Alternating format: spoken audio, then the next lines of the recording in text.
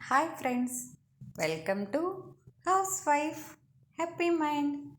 ఈరోజు మనం వీడియోలో ఒక ఇంపార్టెంట్ అయిన విషయం తెలుసుకుందామండి. అది ఏంటి అనుకుంటున్నారా? మన తిరునల్లారులోని శనీశ్వర టెంపుల్ని ఎలా దర్శనం చేసుకోవాలి అనేది చూద్దాము. మన విజయవాడ నుంచి మనకు పినాకిని ట్రైన్ కానీ జర్నీ చేసాము అంటే మనం మినిమం 1 కల్లా చెన్నై సెంట్రల్ చేరిపోతామండి. ఎందువల్ల అంటే మన తెలుగు రాష్ట్రాల నుంచి జర్నీ చేయటం చాలా కష్టం అవుతుంది, బాడీ అలసిపోతుంది. అందువల్ల 1 డే వెళ్ళటానికి మళ్ళీ రిటర్న్ రావడానికి 1 డే అంటే 2 డేస్ మాత్రమే తిరునల్లారు వెళ్ళాలి. అంటే 2 డేస్ జర్నీ మనకు చాలా ఈజీగా ఎలా చేయొచ్చు అనేది నేను ఈ వీడియోలో చెప్తాను మీకు. అది ఎలా అంటే మనము విజయవాడలో కానీ పినాకిని ఎక్కాము అంటే లంచ్ టైంకి మనము సెంట్రల్ అంటే చెన్నై సెంట్రల్ చేరిపోతాము. అంటే 1 గంట కల్లా మనం చెన్నై సెంట్రల్ చేరిపోతామండి. అంటే మనము అక్కడ లంచ్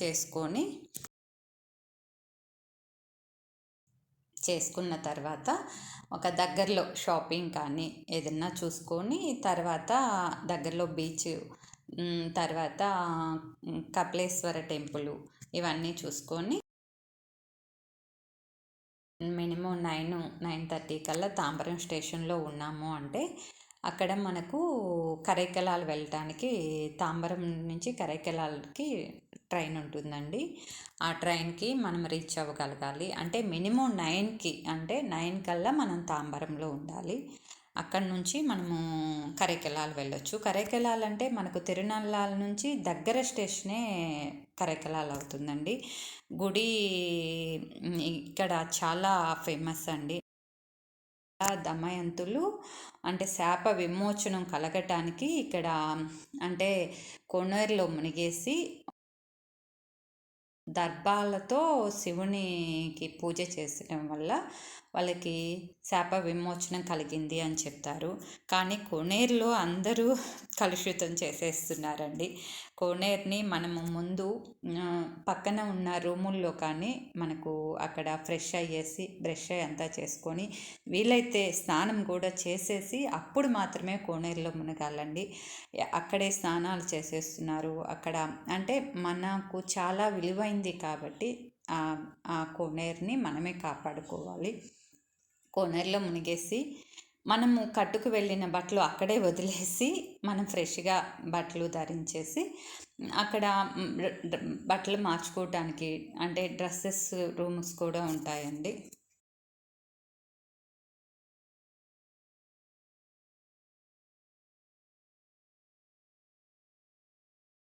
మనకు ఉన్న వసతిని మనం వాడుకొని ఫ్రెష్ అయ్యేసి మనం గుడి దర్శనానికి వెళ్తాము. ఇక్కడ నుంచి కోనేరు నుంచి ఒక కొంచెం దూరం నడిస్తే మనకు గుడి దర్శనం జరుగుతుంది. హాయ్ మేక, హాయ్ చెప్తే తోకతో హాయ్ చెప్పకూడదు, నోటితో హాయ్ చెప్పు. ఇలా ఉండాలి.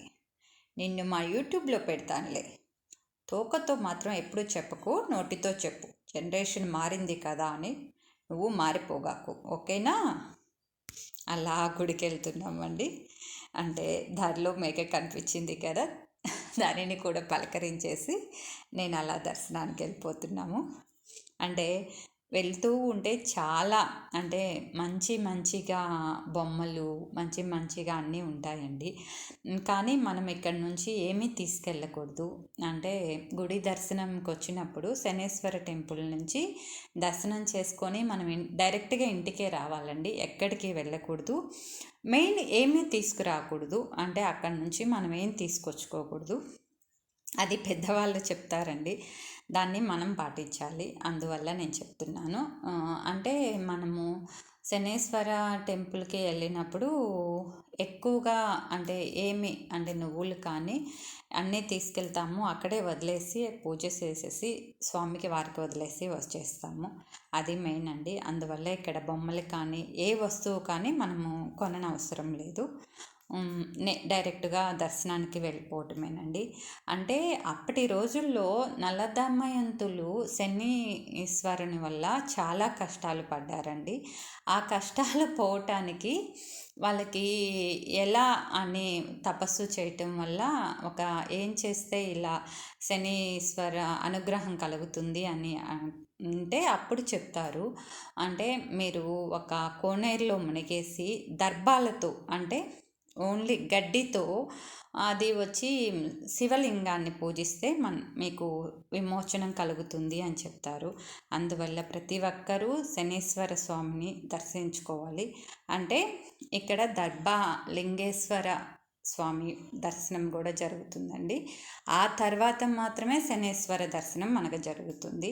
గుడి మెయిన్ ద్వారం వచ్చి లింగేశ్వర స్వామి అని ఉంటుంది.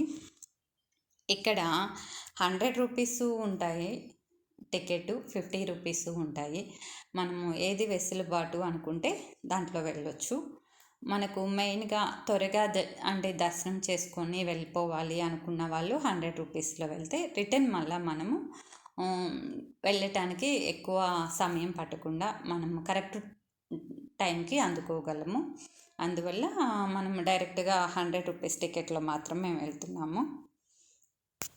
గుడి చాలా, అంటే చాలా ఇయర్స్ నుంచి, చాలా కాలం నుంచి ఉన్నది కదండి. చాలా చాలా మంచి శిల్ప కళా నైపుణ్యం ఉంటుంది.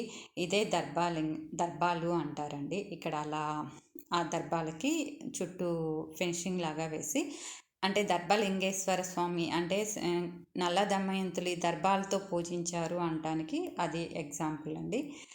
దర్శనం అయిపోయిన తర్వాత అక్కడ దీపాలు పెడతారండి. ఆ దీపాలు ఏంటి అంటే ఒక్కొక్కరు అంటే దీపాలు అని పెడుతున్నారు.